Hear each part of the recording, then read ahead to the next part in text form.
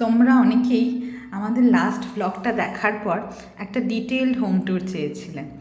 তো সেরকমভাবে detailed home tour তো এখন করা পসিবল না, কারণ আমরা এখনও মুভ ইন করিনি। একদম বেসিক ফার্নিচার্সগুলো আমরা বানিয়েছি, আর নর্মাল লাইটস, পেন্টিং এগুলো হয়েছে। আমরা আগামী সপ্তাহে প্ল্যান করছি যে এখানে পার্মানেন্টলি মুভ করে যাব।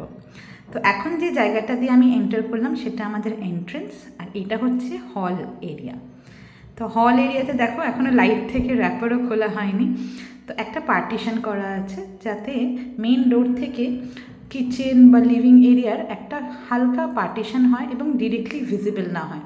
এটা শুরু থেকে আমাদের একটা আইডিয়া ছিল, না হলে জিনিসটা খুব ওপেন হয়ে যায়। যে কেউ ডেলিভারি বয় বা যে কেউই আসে তারা ওপেনলি একদম কিচেন অবধি ডাইরেক্ট দেখতে পায়। মানে বলতে পারো একটা ফয়ার সেকশন মতন করেছি, যেটা আমরা একটা লোকাল কার্পেন্টারকে দিয়ে করেছি।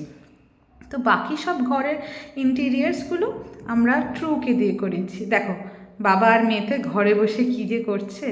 আমি আজকে পুজো দিতে এসেছিলাম। আসলে সত্যনারায়ণ পুজো হওয়ার পর 3 দিন এখানে ঠাকুরটা থাকবে, আর 3 দিন সন্ধে প্রদীপ, দুপুরে খাওয়া এগুলো দিতে আসতে হচ্ছে। হ্যাঁ, তো দেখলে ওয়ার্ড্রপটা ভালো লেগেছে কিনা জানিও। একদম হোয়াইট আর ব্রাউন কম্বিনেশানেই রেখেছি, বেশি কালার নিয়ে এক্সপেরিমেন্ট করিনি। আর এটা হচ্ছে আমার ছোট্ট মন্দির। এখানে আপাতত ছোটোখাটো কিছু ঠাকুর রেখেছি, এগুলোই পুজো দিতে আসছি। এই যে জগন্নাথ, মা দুর্গা, লক্ষ্মীনারায়ণ এগুলো রয়েছে। আর ওই দূরে যেটা দেখা যাচ্ছে সেটা হচ্ছে আমাদের একটা ছোটো ব্যালকনি। হ্যাঁ, এবার কিচেনের দিকে যাওয়া যাক। তো কিচেনে এখনও বলবো 10% কাজ বাকি আছে। মানে এই যে শেলফগুলো দেখছো, এগুলোতে কাঁচের কাজ হয়নি, লাইট লাগানো হয়নি।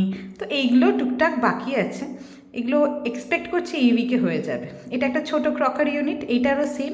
গ্লাসের কোনো কাজই হয়নি বলতে গেলে, ওরা উড ওয়ার্কের কাজগুলো করে দিয়ে গেছে। গ্লাসের কাজটা বলছে তো এই উইকে হয়ে যাবে, দেখা যাক। আর এটা হচ্ছে একটা ছোট্ট ব্যালকনি, যেটা আমি একটুখানি প্রাইভেসির জন্য, কারণ পাশে একটা ব্লক আছে, তো এই প্রাইভেসির জন্য একটা মানে কি বলে ওই উডেন ব্যাম্বু পর্দা যেগুলো হয় না, আগেকার দিনে হতো খুব, দড়ি ধরে ওঠা ব্লাইন্ড, ব্যাম্বু ব্লাইন্ড, এটা দিয়েছি যাতে একটা প্রাইভেসি মেনটেন থাকে। কারণ এই ব্যালকনি থেকেও অ্যাজ ইউজুয়াল আমাদের লিভিং ডাইনিংটা ওপেনলি ভিজিবল। আর এই লাইটগুলোই সেই লাইট যেগুলো চিকপেট থেকে কিনে এনেছিলাম।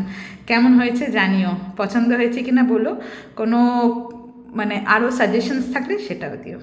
এবার যাচ্ছি আমাদের কিডস রুম। যাওয়ার আগে এটা হচ্ছে ওয়াশ বেসিন এরিয়া, এই যে আমি ওয়াশ বেসিন এরিয়াটা দিয়েই কিড রুমে যেতে হয়। আচ্ছা, এটা হচ্ছে চেরি বা কিড রুম, বা আছে আরেকটা বেডরুম, মাস্টার বেডরুম না এটা। এই যে এই কাঁচগুলো রাখা আছে, এগুলোই ওরা এসে ফিক্স করবে। এটা দেখালাম না, ওটা ওয়াশরুম, আর এটা হচ্ছে ওয়াশ বেসিন এরিয়া। এর নিচে একটা কাবার্ড হবে, যেটা এখনও কাজ হওয়া বাকি আছে। এখানে একটা ওই ডিজিটাল আয়নাগুলো এখন বেরিয়েছে না, ওগুলো লাগিয়েছি যাতে একটা লাইটও হয়, টুকটাক দাঁড়িয়ে সাজগোজ করা যায়। তো কেমন লাগলো জানিও। আর এইখানেই আমাদের সত্যনারায়ণ পুজো